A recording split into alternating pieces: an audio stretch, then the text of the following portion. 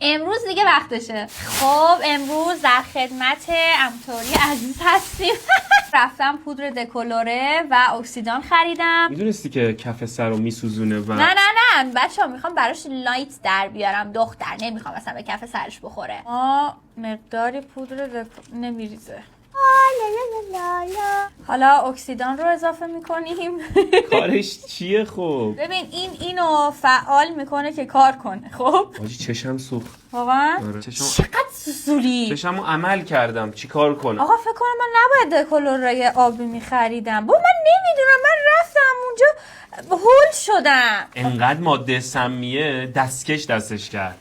هولم نکن. میخواد بکنش تو سر من. صبر کن. تو قبلا موتورن کردی چقدر ننه من غریبم باز در میاری. کجاش باید بزنم؟ متخصص بودم. منم متخصصم. متخصص جیغ‌های بنفش. مبارک باشه عزیزم.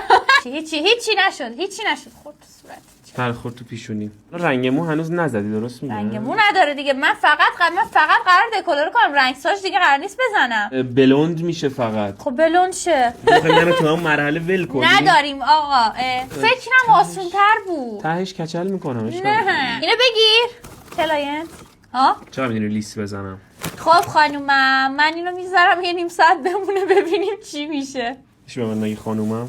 خب بچه‌ها ما برگشتیم. این مو به این پایه رسیده. سرتون رو بیاریم پایین عزیزان دلم ببینن. کاملا عقدی و کنفی شده. حس چی عزیزم؟ بدبختی بیچارگی. بازیچه دست کسی شدن. نه آخه کی بخش اینجای جلوشو رنگ میکنه؟ راست میگی من حواسم نبود چرا اینجوری شد. بعد فردا چه غلطی بکنم کار دارم با کاسکت برام میبرم. خب دیگه بسته. به نظرم دیگه بهتره که موشو نسوزونیم. هر چقدر که باز کرده همین کافیه.